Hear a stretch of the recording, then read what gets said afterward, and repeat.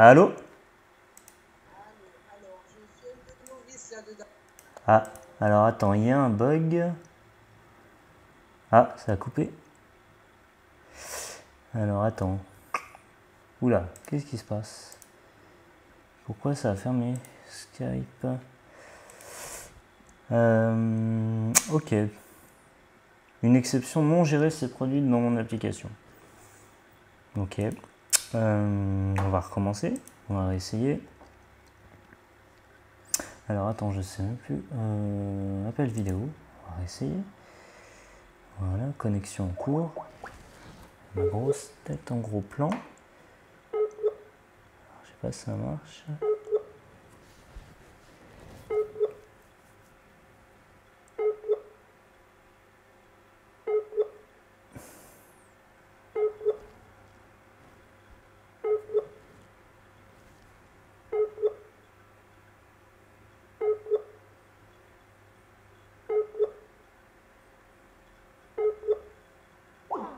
Lydie n'est pas d'accord, pas connecté. Ok. Ah. Alors attends. Ah, tu. Ah, ça y est. Ça fonctionne. Ah, ben voilà. Ça y est, on a apparu. Bon, j'espère que ça va marcher, hein, parce que moi, je suis en bout de réseau. Ah oui, d'accord, c'est pour ça que ça a du mal à capter. Ah bah moi ça va, je me suis mis dans le salon, comme ça c'est là où je capte le mieux, parce que des fois j'ai des coupures dans mon appart, donc Par contre, la caméra, elle est en bas parce que je vois pratiquement le nez et les Ah, yeux. Je ne pas. voilà, comme ça, parce qu'en fait je suis. Ouais, en fait c'est ma table basse qui est un peu plus bas, qui est un peu plus Ah basse ouais, que le canapé, mais bon. c'est pas grave. Alors je vais me mettre comme ça. Attends, je vais le Donc, surélever. tu peux faire mal au dos, hein. Hein? Tu peux pas se faire Non. mal au dos. Non, attends, je vais prendre un livre, je vais essayer de la mettre. Je vais mettre l'ordi par-dessus, comme ça. On va faire comme ça. Attends, j'arrive. Hop, on va mettre ça comme ça. Hop là. Tac. Là, je pense que ça devrait être un peu plus. Voilà. Ah, c'est bon. Comme cela. Alors, du coup, bon, bah, moi, c'est mon premier coaching. Donc, voilà. Tu es la première élève. Donc, bah, félicitations. Et on va faire ça en même temps, hein. Première Voilà. fois pour toi, première fois pour moi. Alors du coup, ce que je te propose pour le coaching donc aide-soignant, c'est que je joue le rôle du jury en fait. Et donc du coup, je sois un petit peu, je fasse un petit peu l'acteur, voilà comme ça, essayer de te poser des questions un petit peu comme eux, ils m'ont un petit peu cuisiné il y a quelques années. Bon, en même temps, je vais te dire que voilà, ils sont pas méchants, etc. Mais bon, ils adoptent des fois des attitudes un peu comment dire, un petit peu, bon, des fois ils font un petit peu la gueule, ou ils sont un peu Pour un peu ronfrogniers. déstabiliser ou voir comment la personne elle est en face. Ouais, je pense que c'est ça. Puis bon, je pense que même inconsciemment, je sais pas si c'est vraiment déstabilisé, mais en tout cas, voilà, c'est vrai que des fois ils manifestent des attitudes, ils sont un petit peu sévères, et puis finalement, bah voilà, après ça se passe bien. On est un peu surpris du résultat final. Alors, ce que je vais faire, du coup, j'ai une liste du coup, j'ai refait une liste de questions comme ça. Je me suis dit, ça va t'aider un petit peu. Si je me souviens bien, donc l'oral d'aide-soignant, il y a un exposé normalement que vous devez faire. C'est ça, il vous demande, normalement, il vous demande, c'est-à-dire, je ne sais pas si tu as passé l'écrit. Non, Euh, j'ai pas besoin de passer ouais, c'est l'écrit. directement l'oral. Alors, le truc, c'est qu'ils peuvent te demander, mais en général, ça se fait rapidement, ils demandent une synthèse par exemple d'un sujet, c'est-à-dire un sujet d'actualité sanitaire et sociale, ça peut être l'alcoolisme, ça peut être par exemple, je sais pas, j'avais noté par exemple le sida, ça peut être vraiment un thème d'actualité. Donc je pense qu'on peut aussi. Hein. C'est pas, c'est pas des sujets qu'on tire au sort? Si, alors moi je t'avoue que je ne sais plus le sujet du coup que j'avais tiré au sort, mais en général tu leur dis le sujet en fait, c'est-à-dire que tu tires le sujet au sort et eux en fait vont te demander quel sujet c'est et de faire une synthèse rapide dessus. Donc ce qu'on peut faire c'est faire une synthèse rapide, commencer comme ça. Et par exemple, je sais pas, on va prendre un sujet. Alors là, j'ai pas de sujets au sort, etc. Mais on peut faire un truc comme ça où tu choisis un sujet de ton choix, par exemple. Et à ce moment-là, tu développes comme ça le truc. Et puis après, tu démarres on peut démarrer comme ça. Ou alors, je t'en donne un comme ça au hasard, hein, si tu veux, au pif. Par exemple, j'en ai un qui me vient en tête. Admettons, on démarre l'oral comme ça. T'as tiré au sort le tabagisme, par exemple. D'accord. Donc Mais voilà. on parle de. Ok, après, on fera la présentation, tout ça. Voilà, après on enchaîne ouais, sur la présentation et tout le reste. Alors, le tabagisme est légalisé en France. D'accord. Bon, alors, bon, c'est une première, donc. Oh, mais c'est très bien. Non, mais c'est bien, ça permet comme ça de se conditionner un petit peu. Il n'y a pas de réponse parfaite, hein, comme on dit. C'est pas quelque chose. Le tabagisme, donc, il est considéré en France. Il peut. Enfin, attends. Ouais, il est considéré en France, il est légalisé. Il peut être sous plusieurs formes.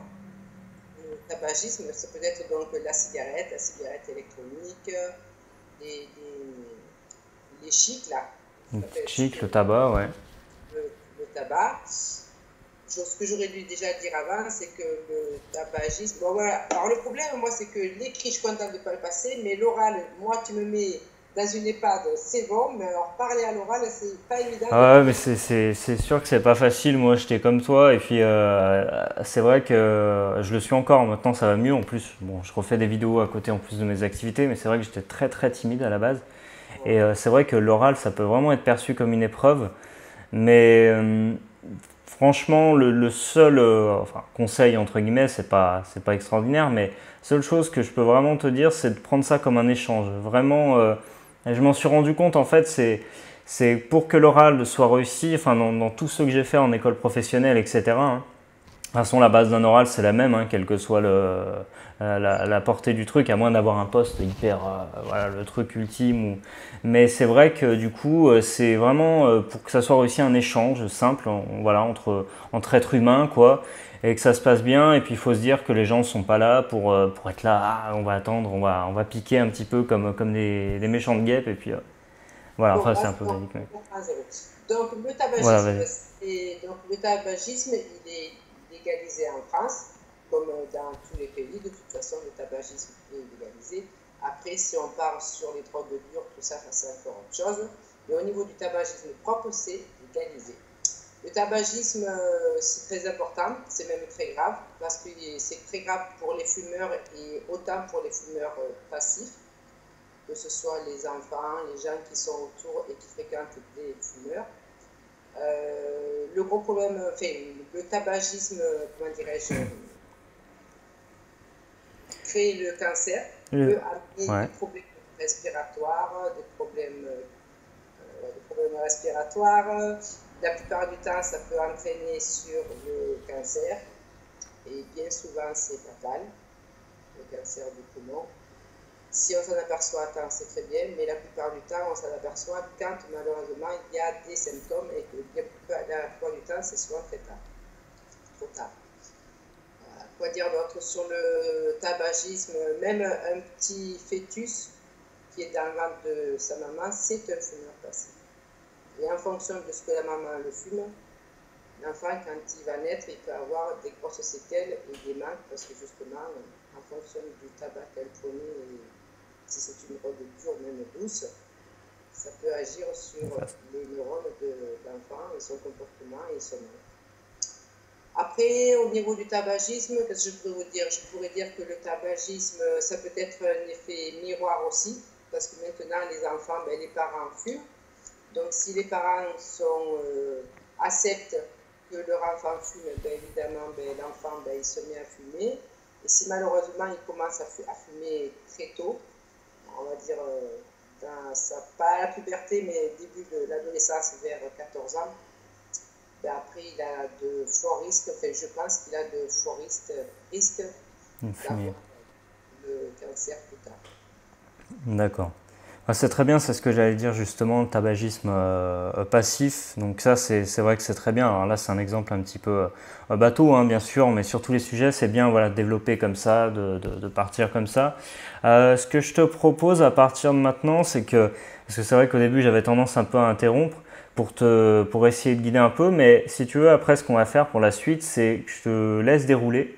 Comme ça, je commence le jury, tu fais la présentation. Évidemment, je te pose les questions, tout ça, et puis je t'interromps pas. Comme ça, je te laisse que ça coule naturellement, on va dire. Voilà. Donc on commence, je toque. Pardon? Je tape, je rentre. Voilà, là tu tapes, tu rentres, toc toc. Bonjour messieurs, dames. Bonjour. Voilà, je vais me présenter. Je m'appelle Lydie. Actuellement, je travaille en EHPAD comme faisant fonction d'aide-soignante depuis 7 mois. Très bien. Avant que je sois dans cette EHPAD, j'ai déjà fait faisant fonction dans une autre EHPAD la nuit pour le soir. Donc c'est un milieu que j'ai découvert de travailler la nuit en EHPAD.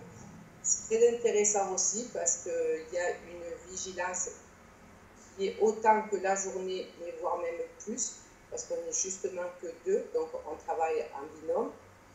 Et c'est vrai qu'on ne voit pas beaucoup de monde à part les résidents, mais c'est un choix aussi. Et voilà, donc j'ai travaillé en tant que faisant fonction donc 4 mois plus 7 mois en EHPAD. Et avant cela, donc, pardon, Non, voilà, on revoit. Donc c'est un début. Et donc, si vous voulez, je viens vers vous pour avoir espoir et la chance d'être sélectionnée pour l'école d'aide-soignante, car c'est un secteur d'activité qui m'a toujours attirée de toute petite, que je me rappelle. Je me suis occupée de mes grands-parents, j'ai vécu avec mes arrière-grands-parents, donc j'étais très vigilante à leur confort. Ma grand-mère a été malade, mon grand-père aussi, hospitalisé à la maison. Je me suis occupée d'eux, je leur ai apporté des soins. Et voilà, donc en fait, si vous voulez, c'est pas bon que je dis. En fait, non, mais c'est très bien. Je ressors un peu du truc, mais j'allais te poser justement la question, et je pense qu'en fait, moi je l'ai préparé comme ça. Ils vont te demander évidemment pourquoi tu veux devenir aide-soignante, donc tu vas pouvoir argumenter en disant qu'effectivement tu t'occupes de tes grands-parents, que tu as un côté effectivement que tu es humaine, que tu as de l'empathie pour les autres. Et tout ça, tu vas pouvoir le développer de toute manière. Je pense qu'ils vont te couper de manière assez naturelle. Mais est-ce qu'il faut que je parle de mon... Parce que j'ai fait beaucoup de choses dans la vie.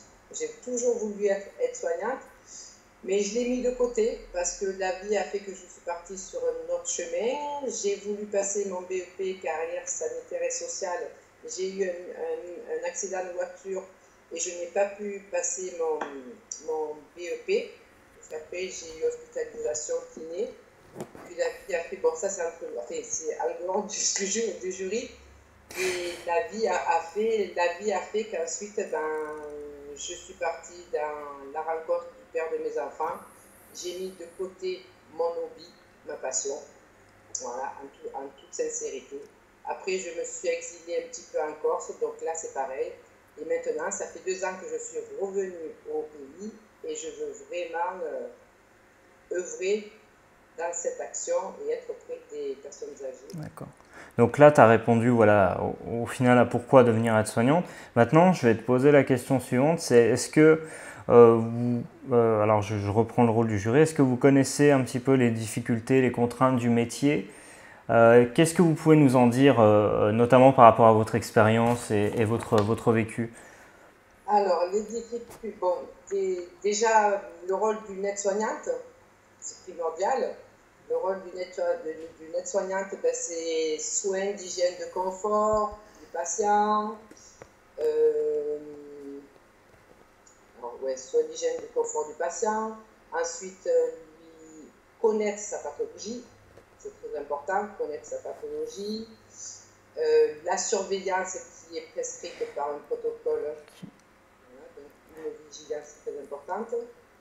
Ensuite, l'aide alimentaire, l'aide au déplacement, avec une sécurité du cadre de la personne, dégager tout obstacle qui pourrait faire que la personne s'entrave.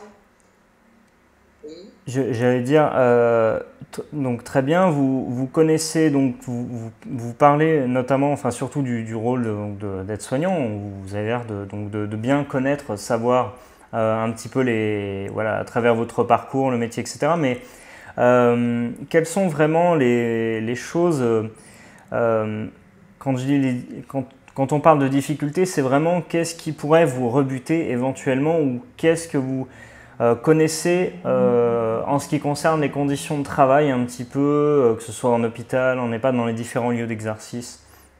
Alors, les conditions de travail sont très difficiles. Et ce que les médias relatent, ben, c'est malheureusement la vérité, d'où les grèves que l'on voit à l'heure actuelle dans les hôpitaux.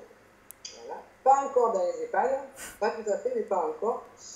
Et moi, en connaissance de cause et en y étant à ce jour, les toilettes sont enchaînées, on travaille en sous-effectif, des fois on doit être 7, on tourne à 4. Donc c'est vraiment, et c'est frustrant parce que des fois, quand on arrive, on nous dit vous êtes 4, vous êtes 6. Ben, en fait, on est stressé, on a des gestes, et on se rend compte, on a des gestes vifs. On le fait pas mal, bien sûr, mais on a des gestes vifs et ils sentent le stress. Et ils ont un regard, alors on leur dit, ne vous inquiétez pas, tout va bien, je suis un peu fatiguée, on essaye de les rassurer. Des fois, ils nous disent, mais pourquoi vous faites cette tête? Donc, ils voient sur nous que ça ne va pas. Donc, c'est vrai que aider les personnes âgées, être auprès d'eux, l'écoute, l'attention, tout ce qui peut leur apporter un temps soit un peu de bonheur, mais qui est très court dans une journée, ben en fait, quand on est en sous-effectif, on n'a pas le temps. Et ça, moi, ça me frustre. Ça me donne même de la chair de poule parce que j'aime tellement les personnes âgées que c'est frustrant. Donc c'est vrai que c'est des conditions de travail très difficiles, physiquement, moralement. Des fois, on fait des burn-out. Moi, ça ne m'arrive pas, j'espère que ça ne m'arrivera pas. Mais il y a des collègues qui ont fait des burn-out parce que justement, voilà quoi. Bon, par contre, on a de la chance que certaines familles s'en rendent compte. Et je pense que c'est les familles qui peuvent nous aider à aller voir la direction parce que justement, elles le voient, elles nous connaissent, elles nous apprécient. Des fois, elles n'apprécient pas certaines filles, d'autres oui. Mais voilà, ouais, les conditions de travail sont très difficiles. Après, moi, enchaîner des heures, ça ne me dérange pas. Une fois que je suis partie de mon travail, même les filles me disent, oh Lydie, c'est ton heure, il faut s'arrêter. Je suis partie dedans. Quoi. Alors, j'en viens à la question suivante, c'est, j'allais venir à la maltraitance. Est-ce que vous avez été, est-ce que vous avez vu potentiellement des cas de maltraitance, parce que vous parlez de rythme de travail qui est intense, qui est très difficile, de sous-effectif, donc vous avez bien décrit les conditions effectivement de travail. Mais comment, voilà, si vous voyez un cas de maltraitance par exemple dans une équipe, ou quelque chose, ou quelqu'un qui est énervé, qui bouscule un patient, comment vous réagissez et qu'est-ce que vous faites? Est-ce que vous allez voir ce collègue-là? Est-ce que à qui vous en référez en fait? Comment vous réagissez dans cette situation? Alors, il y a maltraitance. Je vais expliquer. Une personne qui est fatiguée, une collègue qui est fatiguée, il y a une façon de mettre une protection. Moi, je vois, j'ai des collègues qui sont à fleur de peau. Je leur dis, il faut que tu t'arrêtes, tu es fatigué, ça ne va pas, tu fais de la maltraitance. Entre guillemets, c'est pas taper, c'est pas voilà. Mais une protection, il y a une façon de la mettre pour pas abîmer, pour pas qu'elle ait la coupure de la protection entre jambes. Et j'en ai vu, pas où je suis, mais dans une autre EHPAD, où franchement, j'étais choquée. Et parce qu'il n'y a aucune douceur, il n'y a aucune attention pour bien ouvrir le pli, pour bien mettre la protection en cône, enfin vraiment comme on nous l'apprend. Et franchement, moi, ça me fait mal au cœur. Je ne comprends pas qu'on puisse exercer un métier dans cette situation-là. Quand on est à fleur de peau, il faut s'arrêter, quoi. Donc, clair et net, ben, il faut aller voir sa responsable. D'accord. Il faut en parler à la hiérarchie. Très bien. Alors, une autre question un petit peu liée un petit peu à votre personne. Donc, par rapport à votre âge, donc, Comment vous vous situez dans une équipe? Vous avez déjà eu une expérience de travail précédemment. Comment vous arrivez, par exemple, je vais prendre l'exemple d'un stage, voilà, de votre premier stage, et vous arrivez par exemple à l'hôpital et en maison de retraite, et puis voilà, comment vous positionnez en tant que stagiaire, du coup, qu'est-ce que ça vous, comment je pourrais dire ça? Je bug. Comment vous pourriez, ok, voilà, je vais y arriver. Vous êtes stagiaire, en gros, comment vous vous situez par rapport au fait que vous étiez dans le monde du travail avant? Alors, donc je suis. Un peu long à coucher, mais c'est vrai. Non, non, non, mais c'est pas grave, on fait un Non, non, début. mais c'est vrai que je cherchais la question.